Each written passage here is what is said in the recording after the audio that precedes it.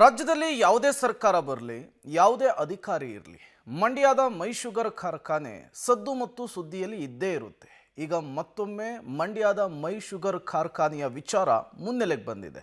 ಯಾಕಾಗಿ, ಏನಾಯ್ತಂಥದ್ದು ಬನ್ನಿ ನೋಡ್ಕೊಂಡು ಬರೋಣ. ಕೋಟಿಗಟ್ಟಲೆ ಅನುದಾನ ಕೊಟ್ಟರೂ ನೀಗದ ಮೈ ಶುಗರ್ ಸಮಸ್ಯೆ. 4 ದಿನಗಳಿಂದ ಸ್ಥಗಿತಗೊಂಡ ಮಂಡ್ಯದ ಮೈ ಶುಗರ್ ಕಾರ್ಖಾನೆ. ಬಿಸಿಲಲ್ಲಿ ಒಣಗಿ ತೂಕ ಕಳೆದುಕೊಳ್ತಾ ಇದ್ದ ಟನ್ಗಟ್ಟಲೆ ಕಬ್ಬು.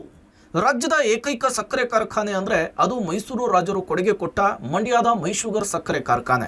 ಈ ಕಾರ್ಖಾನೆಯನ್ನು ಉಳಿಸಿಕೊಳ್ಳುವುದಕ್ಕೆ ಅಧಿಕಾರಕ್ಕೆ ಬಂದ ಸರ್ಕಾರಗಳೆಲ್ಲವೂ ಕೂಡ ಕೋಟಿಗಟ್ಟಲೆ ಅನುದಾನವನ್ನು ಬಿಡುಗಡೆ ಮಾಡಿದ್ದು. ಆದರೆ ಬಂದ ಅನುದಾನವೆಲ್ಲ ಎಲ್ಲಿಗೆ ಹೋಗುತ್ತೋ ಏನೋ ಗೊತ್ತಿಲ್ಲ.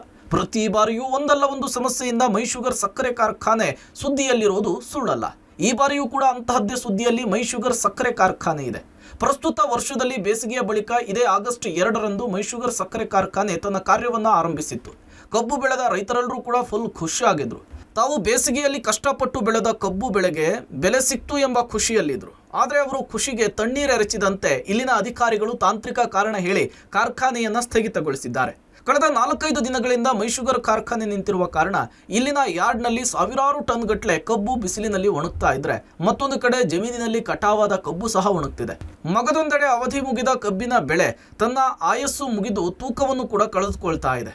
ಹೇಗೋ ಬೇಸಿಗೆಯಲ್ಲಿ ನೀರಿಲ್ಲದಿದ್ರೂ ಬೆವರು ಸುರಿಸಿ ಬೆಳೆದಂತಹ ಕಬ್ಬು ಕಟಾವಾಗಿ ಫ್ಯಾಕ್ಟರಿಗೆ ಹೋಗಿ ಅಷ್ಟೋ ಇಷ್ಟೋ ದುಡ್ಡು ನೋಡಬಹುದು ಅಂದ್ಕೊಂಡಿದ್ದಂತಹ ರೈತರು ಹಾಕಿದ ಬಂಡವಾಳವೂ ಸಹ ಬಾರದೆ ಈಗ ಅತಂತ್ರ ಸ್ಥಿತಿಗೆ ತಲುಪಿದ್ದಾರೆ. ಶುಕ್ರವಾರ ಕಟಾವಾದ ಶನಿವಾರ ಬೆಳಿಗ್ಗೆ 6 ಗಂಟೆಗೆ ಇಲ್ಲಿಗೆ ಬಂದ್ವಿ. 6 ಗಂಟೆಗೆ ಬಂದಾಗ ಅಲ್ಲಿ ಪವರ್ ಕಟ್ ಆಯಿತು ಅಂದ್ಬಿಟ್ಟು ಆಫ್ ಮಾಡೋರು ಮಿಲ್ಲು ಏಕೆ ಓಡ್ತಾ ಇತ್ತು. ಸಾಯಂಕಾಲ ಪಿಟ್ ಮಾಡ್ತೀವಿ, ನಾವು ಸಾಯಂಕಾಲ ಓಡಿಸ್ತೀವಿ, ಇಲ್ಲೇ ಇರ್ರಿ ಅಂತ ಹೇಳಿದ್ರು. ಪವರ್ ಕಟ್ ಆದ್ಮೇಲೆ ಇಷ್ಟು ರೆಡಿ ಮಾಡ್ಬೇಕಲ್ವಾ, ಇಷ್ಟು ದಿನ ಅಂತ ಅವ್ರಿಗೆ ಗೊತ್ತಿಲ್ಲ. ಅವ್ರಿಗೆ 50 ಕೋಟಿ ಕೊಟ್ಟವ್ರೇನೋ ಲೆಕ್ಕ ಅಷ್ಟೇ. ಒಳಗಡೆ ಬರೋದಕ್ಕೆ ಅದು 50 ಕೋಟಿ ಲೆಕ್ಕನೋ ಕಣ. ಮಿಷಿನ್ ರೆಡಿ ಆಗಿರಲಿಲ್ಲ, ಫ್ಯಾಕ್ಟ್ರಿ ಒಳಗೆ ಯಾವುದೂ ರೆಡಿ ಆಗಿರಲಿಲ್ಲ. ಇವರೆಲ್ಲ ಈ ಸಮಸ್ಯೆ ಮಾಡ್ಕೊಂಡು ಬೆಳಿಗ್ಗೆ ಹೋಗಿ ಹೆಡ್ ಆಫೀಸಲ್ಲಿ ಕೇಳಿದ್ರೆ ಹೇಳ್ತಾರೆ ಪಿಟ್ ಮಾಡಿದ್ದೇವೆ, ಅದ್ಯಾಕೋ ಸೆಟ್ ಆಗಿಲ್ಲ, ತಿರುಗಿ ಹಿಂದಕ್ಕೆ ನಾವು 25,000 ಕೊಟ್ಟು ಬಾಡಿಗೆ ಕೊಟ್ಟು ತರಿಸ್ಬೇಕು ಅಂತ ಹೇಳ್ತಾರೆ. 25,000 ಗೌರ್ಮೆಂಟ್ಗೆ ಯಾವ ಹೆಚ್ಚ ಇವ್ರಿಗೆ ಡಬಲ್ ತಂದು ಬಟ್ಕೋಬೇಕಾದ್ರೆ ಮಾಡೋದು. ಇಲ್ಲೇ ಇಷ್ಟೊಂದು ಲಾಸ್ ಆಯ್ತದ ರೈತರಿಗೆ ಏನು ಬೇಕು, ಇವ್ರು ಗೌರ್ಮೆಂಟ್ಗೆ ಯಾವ ಲೆಕ್ಕ? ನಮ್ಮ ರೈತರಿಗೆ ಇವತ್ತು 20 ಟನ್ ಕಬ್ಬು ತಗೋ ಕಡ್ದವ್ರು ಏನೋ 4 ಟನ್ ಕಬ್ಬು ಹೋಯ್ತು 2 ದಿನಕ್ಕೆ. ಈ ರೈತರಿಗೆ ಈ ಥರ ಮಾಡೋರು ಎಲ್ಲೂ ಉದ್ದಾರ ಆದರೋ? ಅದೇ ಏಕೆ ಆತ್ಮಹತ್ಯೆ ಮಾಡ್ಕೊಂಡು ರೈತರೆಲ್ಲ ಸಾಯ್ತಾರೆ. 4-5 ದಿನಗಳಿಂದ ಕಾರ್ಖಾನೆಯ ತಾಂತ್ರಿಕ ಕಾರಣದಿಂದ ಸ್ಥಗಿತವಾಗಿದೆ ಅಂತೇಳಿ ರೈತರಿಗೆ ಅಧಿಕಾರಿಗಳು ಉಡಾಫಿಯ ಉತ್ತರ ಕೊಡ್ತಿದ್ದಾರೆ. ಇನ್ನು ಕಾರ್ಖಾನೆಯ ಯಾರ್ಡ್ನಲ್ಲಿ ಟ್ರ್ಯಾಕ್ಟರ್, ಎತ್ತಿನ ಗಾಡಿಗಳಲ್ಲಿರುವಂತಹ ಕಬ್ಬು ಬಿಸಿಲಿಗೆ ಒಣಗಿ ತನ್ನ ತೂಕವನ್ನು ಕಳೆದುಕೊಳ್ತಿದೆ. 4-5 ದಿನಗಳಿಂದ ಕಬ್ಬನ್ನು ತಂದಿರುವ ರೈತರಿಗೆ ಇಲ್ಲಿ ಮೂಲಭೂತ ಸೌಕರ್ಯಗಳು ಕೂಡ ಇಲ್ಲದಂತಾಗಿದೆ.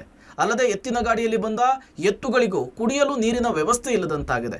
ಕಬ್ಬು ಕಟಾವು ಮಾಡುವ ಕೂಲಿ ಕೆಲಸಕ್ಕೆ ಉತ್ತರ ಕರ್ನಾಟಕದಿಂದ ಬಂದಿರುವ ಕೂಲಿ ಕಾರ್ಮಿಕರಿಗೆ ಕೆಲಸ ಇಲ್ಲದಂತಾಗಿದೆ. ಸುಮಾರು ಒಂದು 1000 ಕಿಲೋಮೀಟರ್ ಬಂದು ಬಳ್ಳಾರಿ ಆಳುವ ಮಹಾರಾಷ್ಟ್ರದಿಂದೆಲ್ಲ ಬಂದು ಅವ್ರಿಗೆ ಲೇಬರ್ಸ್ಗೆ ಊಟ ನೀರಿಂದೆಲ್ಲ ಭಾರಿ ತೊಂದರೆ ಆಗೈತೆ. ಯಾರೇ ಒಬ್ಬರು ಅಧಿಕಾರಿಗಳು ಬಂದು ಇವ್ರ ಕಷ್ಟಗಳ ಕುಡಿ ನೀರು, ದನ ಕರುಗಳಿಗೆ ನೀರಿಲ್ಲ. ಮೇಯ್ನಾಗಿ ಜಾನುವಾರುಗಳಿಗೆ ನೀರಿಂದೇ ತೊಂದರೆ ಜಾಸ್ತಿ ಆಗುತ್ತೆ. ಇದುವರೆಗೂ ಒಬ್ಬ ಅದಕ್ಕೆ ಸ್ಪಂದಿಸನೆ ಕೊಟ್ಟು ಅದು ಸಹಕಾರ ಕೊಡ್ತಾ ಇಲ್ಲ ಸರ್. ಒಬ್ಬರು ಹೇಳ್ತಾರೆ ಟರ್ಬೈನ್ ಹೋಗೋದೆ ಅಂತಾರೆ, ಇನ್ನೊಬ್ರು ಅಂತಾರೆ ಟ್ರಾನ್ಸ್ಫರಿಂಗ್ ಈಗ 3 ದಿನ ಆದರೂ ಟ್ರಾನ್ಸ್ಫರಿಂಗ್ ರೆಡಿ ಮಾಡೋಕ್ಕಾಗಲ್ಲ. ಇವ್ರು ಏನು ಸಮಸ್ಯೆ ಅಂತ ಯಾರಿಗೂ ಕ್ಲೂ ಕೊಡ್ತಾ ಇಲ್ಲ. ನಿಮ್ಗೆ ಯಾಕೆ ಕಬ್ಬು ನಾವು ಅರಿತೀವಿ ಅಂತ ಹೇಳ್ತಾರೆ. ಬೇರೆ ಶುಗರ್ ಫ್ಯಾಕ್ಟ್ರಿಯರು ನಮ್ಮ ವ್ಯಾಪ್ತಿಗೆ ಕಬ್ಬು ಬರಬೇಡಿ ಅಂತ ನೋಟಿಸ್ ಇಶ್ಯೂ ಮಾಡವ್ರೆ. ಒಟ್ಟಾರೆ ಈಗಲಾದರೂ ಸರ್ಕಾರ ಎಚ್ಚೆತ್ತುಕೊಂಡು ಕಬ್ಬು ಬೆಳೆಗಾರರ ಬವಣೆಯನ್ನ ನೀಗಿಸಬೇಕಿದೆ. Rohit, public TV, Mandya.